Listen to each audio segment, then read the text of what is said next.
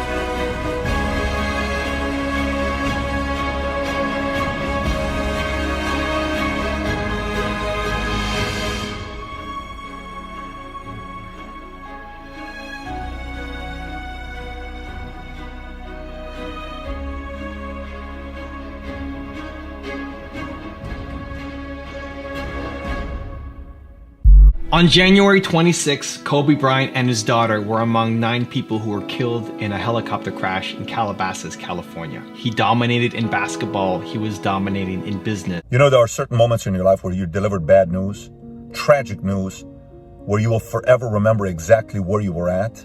I will forever remember where I was at when I got word that Kobe Bryant died. I will forever remember this. I was at Seasons 52 restaurant in Plano. And I'm sitting there with my wife and kids, and I'm reading this book about wolves to my 2 boys. And all of a sudden, I get 50, 60 text messages on my phone, and everybody's saying, did you hear the news? Did you hear the news? Did you hear the news? Did you hear about Kobe? Did you hear about Kobe? I'm so sorry for your loss. I'm so sorry for your loss. What are these guys talking about? I click on one of the links, video comes out. Kobe Bryant got into a fatal accident in a helicopter, and he died. And then an hour later, we get news that his daughter died, 13-year-old star. And I look at my wife, I'm like, babe, this has got to be a spoof. This is not real. People are playing a terrible prank, and this is just not fair. This is when news gets out of control and they report news too early.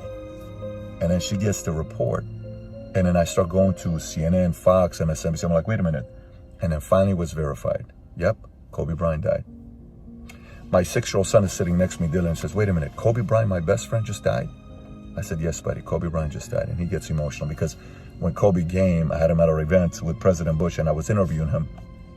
He spent 15 minutes with my son. My son was 5 years old at the time. He's talking to my 5-year-old son as if my 5-year-old son is an adult. The way he treats my wife, my family, my kids, the people in the back, from the lowest level security, just somebody that's working there, to the executive, everybody the same. Class act of a guy.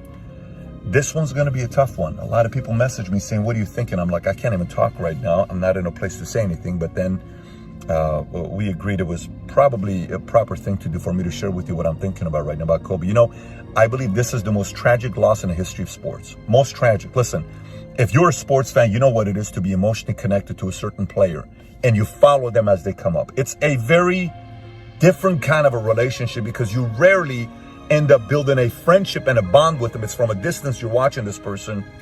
And in sports, we've had Thurman Munson, who was tragically, he passed away. We've had Derek Thomas. We've had Dale Earnhardt in the racing world. Ernie Davis. Roberto Clemente gets his 3,000 hit. He's from Puerto Rico. He hears about what's going on in Nicaragua with the earthquake, gets in a private plane. I think he goes and he crashes the plane with 5 total people on the plane. They all died. And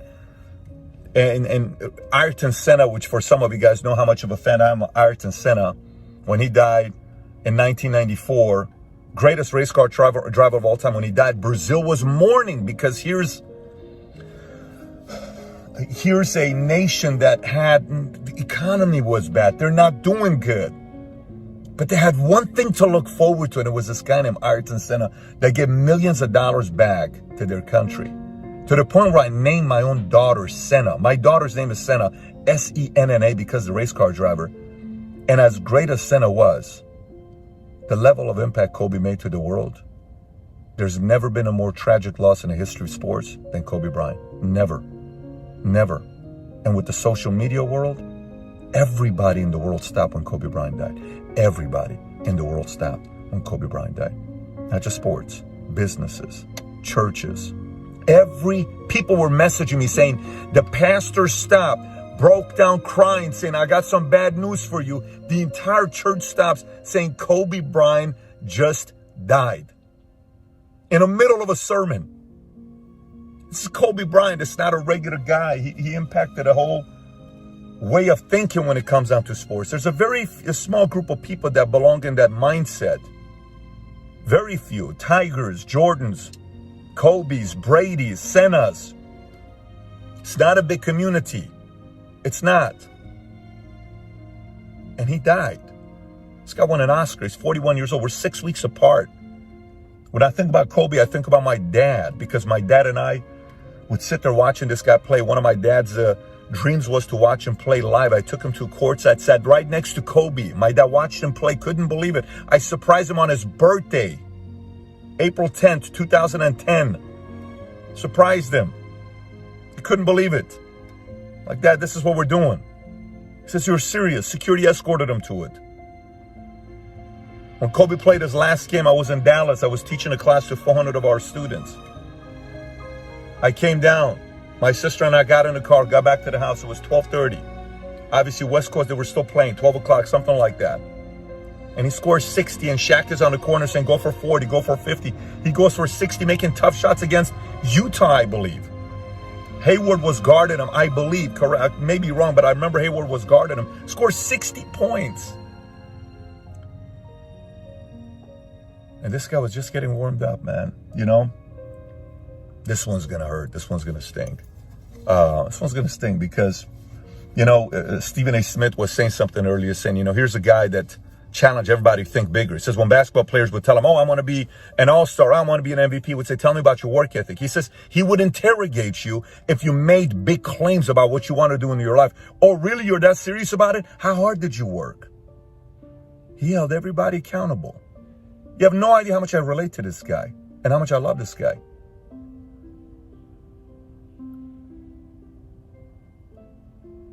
This one doesn't make sense. You know, I was an atheist 25 years of my life, specifically for this reason. Because when I lived in Iran and we were getting bombed out, how do you believe in a God? I don't believe in God. What do you mean believe in God? You want me to believe in God after bombs were dropped on, you know, innocent people? It's not like this guy was drinking and driving. He's on a helicopter. He would always go on this. When he played for the Lakers, he's always going back and forth. I was on a helicopter just 3 days ago in Miami, and my wife and I were talking about if we get a house in Greenwich or LA, and in LA we're looking at certain places, or Greenwich, I would take the helicopter and go back and forth. It's a normal thing to do, and then boom, this happens. Just doesn't make any sense. But in these moments like this, when I think about Vanessa and the 3 surviving daughters and the family, there's only one thing you can lean on in these moments. No wonder the greatest leaders in the world and CEOs and people who have influence on other people that have gone through a lot of tough times, no wonder a big part of their lives is their faith of something, some kind of a higher power. It's not all the same, but they believe in something bigger than themselves. Because how do you handle it in moments like this?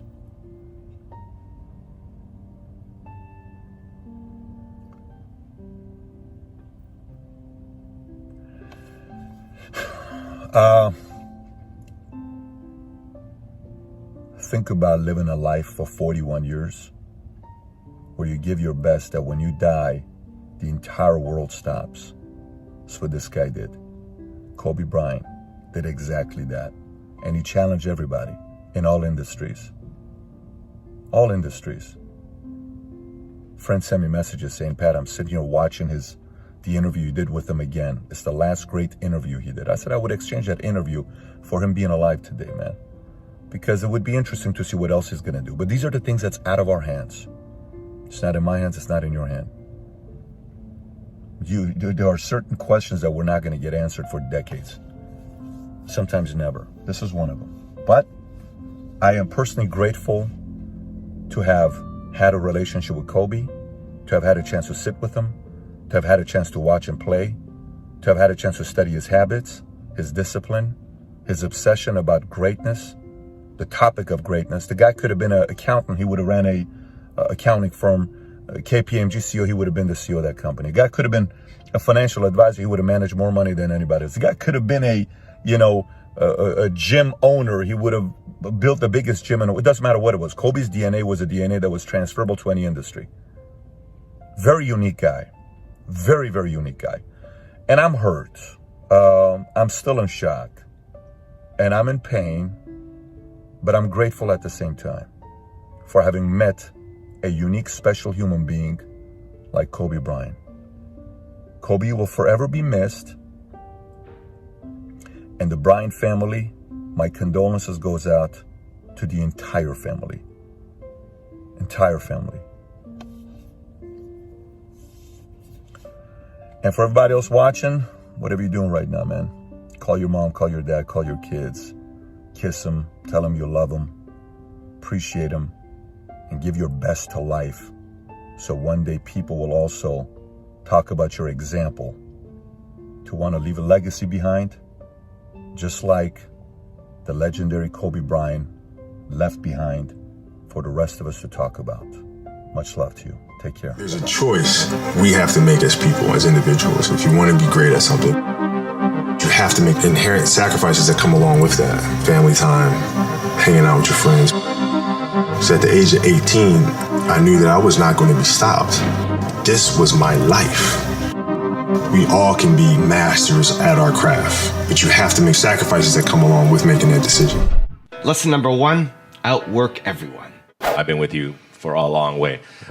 The one moment that stands out of, we've done, I don't know how many done, we've done what, 800 events. Mm-hmm. The one time was 4 a.m. We went out to practice at 4 a.m. And that was your idea to do it. But, and then, you know, all these Nike people are like, no, let's not do that. And then you're like, let's do it at 4 a.m. So you got security, you got brand marketing, sports marketing, going, no, let's not do it. You're like, let's do it. Because that's your sustenance, right? I mean, to me, it just makes complete sense. Not to us. But I don't, like, okay, so. See, all right. Usually, I'm sleeping at 4 a.m. You're working out.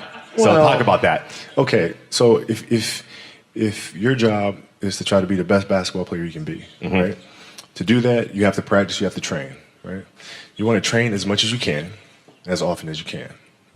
So if you get up at 10 in the morning, train at 11, right? 12, say 12, train at 12, train for 2 hours, 12 to 2. You have to let your body recover. So you eat, recover, whatever. You get back out, you train, start training again at 6. Train from 6 to 8, right? And now you go home, you shower, you eat dinner, you go to bed, you wake up, you do it again, right? Those are 2 sessions. Right, now imagine you wake up at 3, you train at 4. You go 4 to 6, come home, breakfast, relax, blah, blah, blah. Now you're back at it again, 9 to 11, right? You relax, and now all of a sudden you're back at it again, 2 to 4, and now you're back at it again, 7 to 9. Look how much more training I have done by simply starting at 4, right? And so now you do that, and as the years go on, the separation that you have with your competitors and your peers just grows larger and larger and larger and larger and larger. And by year 5 or 6, doesn't matter what kind of work they do in the summer, they're never going to catch up because they're 5 years behind. Right? So it makes sense to get up and start your day early because you can get more work in. Is that genetic? Or is that something you ingrained and trained yourself? No, it was Who just, taught you that? For me, it was just common sense. Like I can if I start earlier, I can train more hours. And I know the other guys aren't doing it because I know what their training schedule is. Right? So I know if I do this consistently over time, the gap's just going to widen and widen and widen and widen and widen, and they won't be able to get that back. Mm-hmm. So to me, it was just common sense. I'm like thinking, how can I get an advantage? Oh, start earlier. Yeah, let's do that. How do you develop that, or where do you learn that from? Well, I think it's just it's just a matter of what's important to you, mm-hmm. and what's important to you for whatever reason. I felt like I didn't feel good about myself if I wasn't doing everything I could to be the best version of myself. Mm-hmm. If I felt like I left anything on the table, it would eat away at me. I wouldn't be able to look myself in the mirror. Right? So the reason why I can retire now and be completely comfortable about it because I know that I've done everything I could to be the best basketball player I could be.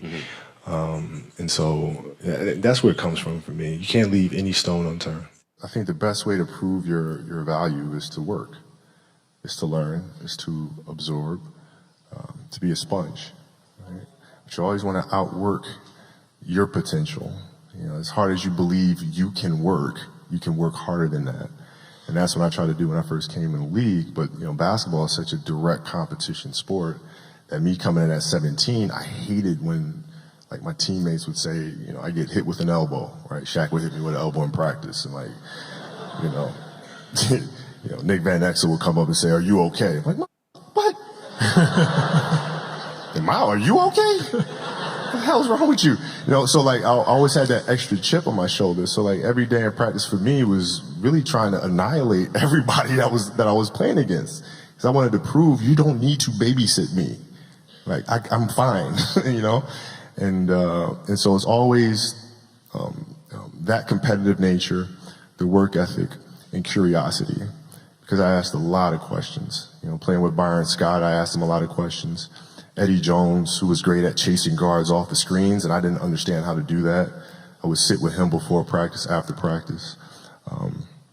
Magic, James Worthy, Kurt Rambis, Kareem Abdul, all the Laker greats. I would always sit down and just ask them questions about certain games that I studied growing up. What actually happened there? What did you feel there? Why? You know, Bird tough to defend. Why? Because you look slower than me. So like, I'm missing something. So like, tell me what I'm missing. You know what I mean? And so I would always ask questions and try to learn as much as I could. Lesson number 2, be a long-term thinker. I had a summer where I played basketball when I was like 10 or 11 years old, in a very prominent summer league in Philadelphia called the Sunny Hill League, where my father played, my uncle played, and they were like all-time greats and such stuff. And Wilt Chamberlain played in the league. You know, Earl of Monroe played in the league. And here I come playing, and I don't score 1 point the entire summer. Really? Not one. How old were you?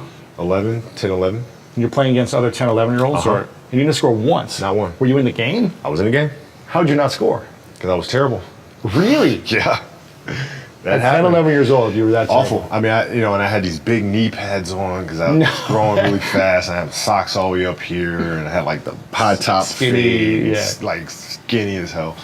And I scored not a free throw, not a lucky shot, not a breakaway layup, 0 points. Is that when you think the mentality of hard work started to come in for you at that age, when you failed so miserably, I guess, that summer? I think that's when the idea of understanding a long-term view became important, because I wasn't going to catch these kids in a week. I wasn't going to catch them in a year, right? So that's when I sat down and said, okay, this is going to take some thought, all right? What do I want to work on first? All right, shooting. All right, let's knock this out. Let's focus on this. Half a year, 6 months, do nothing but shoot. All right, after that, all right, creating your own shot. And then you focus. So I started creating a menu of things. When I came back the next summer, I was a little bit better, right? And then you mean like, I've got my jump shot from 15, I've got my I got my jump shot from 15, I got my three-point shot, like just open shots, not miss open shots, right? And be able to shoot it with speed, because those kids are so much more athletic. Yeah. And then the next summer I came back, I was a little better. And the summer came back, next summer I was a little better. I scored. Yeah, it wasn't much, right, but I scored. And this is 12, 13. 12, 13. And then 14 came around, back half of 13, 14 years old, and then I was just killing everyone. And it happened in 2 years. And I wasn't expecting it to happen in 2 years, but it did, because what I had to do was work on the basics and the fundamentals. Well, they relied on their athleticism and their natural ability. And because I stick to the fundamentals, it just caught up to them. And then my body, my knees stopped hurting. I grew into my frame. And then your athleticism, once you have the fundamentals, the hard work, the mindset, and you tack on the athleticism, it's game over. Then it was game over. Wow. So from 13, you're good, average still? I was good. I was good. And then about the end of my third, like right when I was turning 14, I became the best player in the state.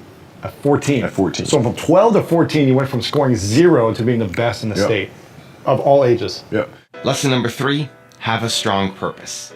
Trivial things weren't going to pull my attention. It had to be things weren't going to pull my attention. It had to be things that I had a purpose. I wanted to be one of the best basketball players to ever play. And anything else that was outside of that lane, I didn't have time for. At what age did that goal become crystal clear? I made that deal with myself at 13 years old. At 13 years old? 13 years old. That's the deal I made. You were crystal clear about it? Crystal clear. And where did inspiration come from? The love of the game.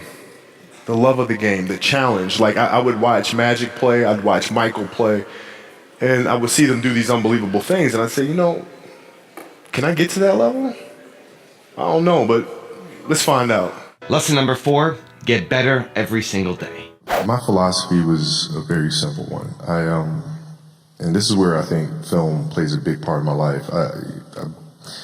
Rudy was one of my favorite films growing up. After watching that film, I come to understand if I could work that hard every day,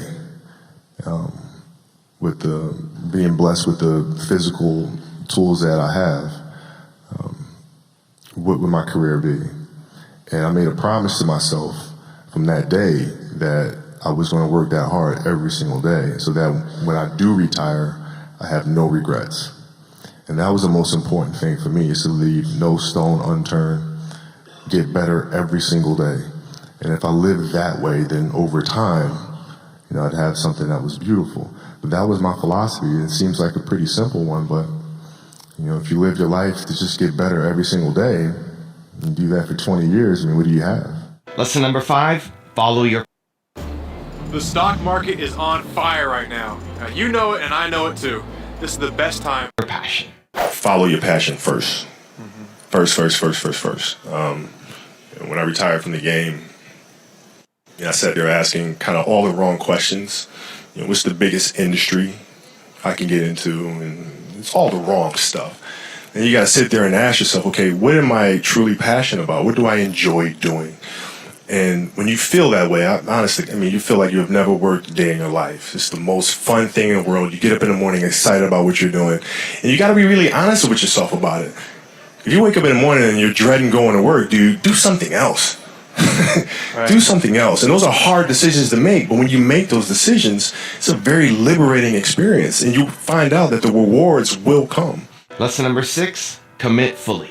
You said, I read a quote that you said you love business as much as basketball. There's no way that's true. It's 100% true. There's no way. Basketball was your life, your passion, everything. You're telling me you love doing business as much. If you could, basically snap a finger and be 25-year-old Kobe or the Kobe today, you wouldn't go back and keep playing basketball? No, because I've already done it. See, here's the thing. When I was playing and teammates would say, "Oh, Kobe's not out on the road. What is he doing?" You see me on the plane, he's reading. What is he reading? He's writing. What is he writing? Mm-hmm. I'm practicing. Mm-hmm. I'm writing. I'm practicing. I'm understanding how to tell stories. I'm reading Joseph Campbell and how to create arcs, compelling arcs and plots. I'm reading that stuff. So this is going back 15 years, right? So I don't just retire, write Dear Basketball, and luck into winning an Oscar. You know what I'm saying? Yeah. That stuff comes from hard work and from studying for 15 years how to write and how to organize structure, right? And you can't do that without having a serious love or commitment to the craft. Lesson number 7, focus on one thing. Do you think one of the edge you had over everybody else was the biggest percentage of your focus was on one thing? Mm-hmm. Do you see it that way? Like, that was my edge over everybody else? I do. At the time, I didn't really understand that, right? So, basketball for me was the most important thing. So everything I saw, whether it was TV shows, whether it was books I read, people I talked to, everything was done to try to learn how to become a better basketball player. Everything. And so when you have that point of view, then literally the world becomes your library to help you to become better at your craft. Lesson number 8, be the best you can be. And I was wondering if you've had to tone down your competitiveness and your approach in a new work environment. Yeah. More than a little bit. Yeah. No, like I said, basketball is different because it's such a direct competition. What we do now, there isn't. The competitiveness that I bring to work every day is really helping people, in a sense, be competitive with themselves, right? If you're animating something or you're writing a screenplay or you're composing a piece of music, is that the best you can do? right? Don't ask me. Don't say, okay, do you approve? Don't ask me. I'm not the musician. I'm not the composer. You know, right? So the competitiveness is more from an individual perspective. Is this the best you can do? And if the answer is yes, then off we go. Lesson number 9, study success. Kind of take us behind kind of the current with Michael. Was there ever a moment that you guys spoke that you felt like it energized you and you learned from him? Yeah, it was crazy, man, because my favorite player was Magic growing up. And then I quickly realized my father stole all my height, and I wasn't going to be a 6'9" point guard. So I had to, so I looked at this young guy coming up. And the thing that I marveled at wasn't the fact that he was getting to the rim and doing these fancy stuff. It was like, how is he getting to the rim? How is he doing it? Right? And you look at the footwork, you look at the fundamentals, you look at the spacing, the pacing, right? And all those little things, the angles. And that's what becomes fascinating. It's like, okay, how do I get there? Right? So I started studying all those basics. And then when I came to the league, the first time I played against him, I won his respect because it was like, this kid's not scared of me at all. Right? And he saw a kindred spirit from that standpoint. And that started a relationship. And it became something where it was like, text him anytime, hits me right back. Questions, hits me right back. And we're talking all the time. Lesson number 10, learn from failures. We talk about this often, and we always talk about the fact that you can learn a lot more from the failures than you can from the successes. And you have to figure out where those landmines are and then how to best avoid those or help entrepreneurs, and ourselves included, figure out the clues of where those landmines are. Not that you're going to avoid all of them. Right. But it's also when you do step on one, figuring out, okay, how do you recuperate? How do you balance back and pick yourself up? Lesson number 11, protect your dreams. Dreams they should be pure. I think a lot of times, when we're born into this world, we actually wind up going backwards. And it seems like the more we mature, the more responsible our dreams become. And the more governors we put on ourselves and our ability to dream and to reimagine. And it's always a fight for us parents and for you guys to make sure that your dreams always stay pure. And so it's not a matter of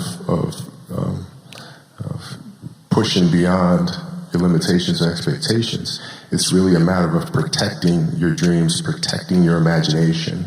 That's really the key. And when you do that, then the world just seems... Lesson number 12, love the game. The passion came from the love for the game. I loved everything about it. Like the smell of the ball. You love the smell of the ball? Yes, the ball. The smell of like brand new sneakers and like the sound the ball makes when it hits the ground. Sneakers in the gym. Yeah, the ball going through the net. Like all those things I love. And so the passion comes from that. Because once you have that love, you just want to be a part of this thing all the time. Is there one moment where you can say it defined your passion for basketball? Is there a story or moment when you said, damn, that was it. That was like when I felt really passionate. No, it doesn't. It never leaves. It never leaves. Like the game is just a part of me. So it never leaves. Even now that I'm retired, everything I've learned from the game of basketball, I've carried it over into life. Like basketball's helped me be a better person, a better friend, a better father. Well, because there's life lessons that are within the game, like communication, like unselfishness, like attention to detail, and empathy and compassion. Like all those things are in the game. And as an athlete, if we are aware of those things, it helps us become better human beings. And you can apply that toward your post basketball days, retirement, into your business world, future ventures. Sure. I mean, you can apply. I was applying that even while I was playing, just in life outside of the game, and even more so now. In building a business and all these things. The kind of culture you want to have. All those things are directly learned from the game of basketball for me. Lesson number 13, work the hardest. I read a story that you used to play guys to 100. You'd be like, you have to stay in this gym and play me to 100. And what was the biggest margin of victory you'd ever win at? In high school, I used to spike guys 99. No kidding. But listen, these practices are meant to be competitive. They're meant to be competitive. If your practices aren't more competitive than the games themselves, you're doing the wrong thing. And most of these teams and coaches have gotten into a mindset of resting players Oh, it's too much. We're not going to practice light day. Phil never gave us a light day. There's no days off. You show up and you work. You practice. And practices are going to be worse. They're going to be more physical. There's going to be more trash talking. And I'm going to let you know. Right? If you didn't show up today, I'm going to let you know. And it's going to be embarrassing. And you're going to hate it. But when Game 7 rolls around, the NBA Finals, you will be prepared. Lesson number 14, push through the pain. For me, it was kind of the perfect series, playing the Celtics, then beating us in 08, and then having 5. I mean, we joke about that a lot, but the most important thing was beating the Celtics because of everything that they meant to this organization. And it was a tough series for me. Most people don't know this, but I had a bone spur in my ankle, and then a couple of games in Boston, I had to leave the game, go back in the locker room, and get it injected because I could barely walk. And I had a broken finger I was playing with. I had a cast in my right finger. And then I was having to deal with Garnett, Pierce, Ray Allen, Rondo, Rasheed Watt, all these guys. And having to figure out how to get through that series. And so it was a big relief to win.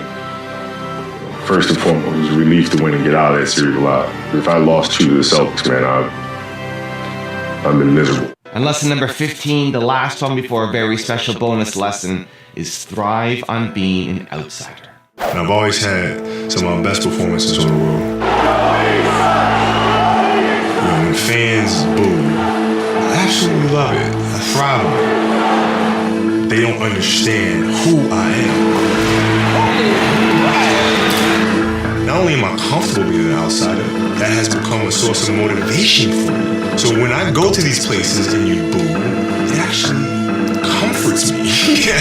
Now we have 2 special bonus clips from Kobe that I think you're going to enjoy. And normally here I would ask you the 3-point landing questions, but instead, I think to honor his memory, I'd love to know what is your either 1 greatest memory of Kobe, or 2, what is the single lesson that you've learned the most from him that his legacy will live on through you? Let me know down in the comments below. 96 through 99 was a frustrating point. I don't know about, maybe a little bit for you, but for me, being one of the best bigs in the league and having that title of not winning one. I remember one day reading in the paper, Shaq's averaging 20 or 30 and doing this, and the great Kareem Abdul-Jabbar said, well, he didn't win none yet. Right. So is he great? And that just kind of, yeah. Well, I one thing that, I understood was your necessity to have to win one. There was a lot of pressure. And I think there was a lot of frustration because you kept seeing this kid and everybody kept saying, okay, be patient with this kid, be patient with this kid. And you're saying, listen, I don't have patience. I have to win now. And this kid needs to develop now. I think I can remember the first time we had our first fight and you looked and said, okay, this is crazy. I did say that. Yeah, I did. Anyway, we were playing a pickup game. We was doing a lockout season. Southwest College playing a pickup game. We're on opposite teams. Right. And trash talking. Yes. And you kept saying, yeah, take that little. I'm looking around. To me. Yes. Right? And I said, hold on, ain't gonna be too many more of those little, Yeah, I remember that. And what you said, what you gonna do about it? What you gonna do about it? And then that's the next thing I knew. I saw a big hand coming this way. And I remember going this way. And I remember throwing some lollipop. All the Polynesians came and caught. And then they all just kind of broke us apart, broke us up. I'm looking at this and I'm saying, man, he wants this thing. It affects him, right? I mean, it consumes him. And then from that moment on, I knew we spoke the same language. It doesn't matter if we had disagreements this and the other. Our drive to win, like we have to win. There's no other option. We're going to figure this out. We're going to get this done. And we did it. Portland has 3 timeouts left. The Lakers have 2. Bryant takes.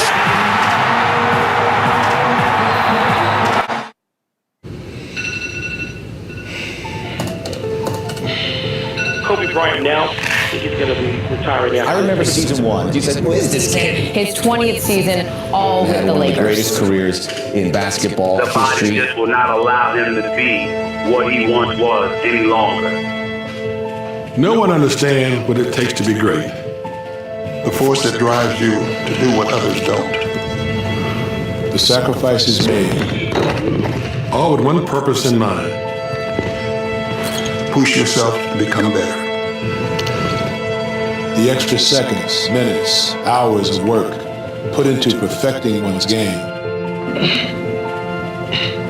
Lifting yourself above the rest. To make sure your name will forever be synonymous with one word: greatness. What does it take to be great? Work ethic, determination, drive. It takes ability, it takes a desire. Baylor moves on Russell again, turns and puts up a tremendous field goal. I think it takes years of players relying on you to take the big shot, make the great play. You know, do the things that bring success to the team. That's what it's all about. It's getting out and measuring yourself against others. And I think that when you have an attitude like that, that's part of greatness. The first time I met Kobe was just out of high school. He was out here for a workout, and I've never seen anyone work out as hard as Kobe. I've never seen anybody that prepared. He was 17 years old and was ready to play NBA basketball. That's pretty amazing. I think Jerry West was the one who said this. He said, I want this kid because this kid has more talent than anybody ever has playing for me right now. And he had a great team. This is a kid who would never take a night off. Even if it wasn't going well, it was always going to be trying to slay the dragon. If you don't have that type of work ethic, you don't get to enjoy the benefits. Out to Kobe.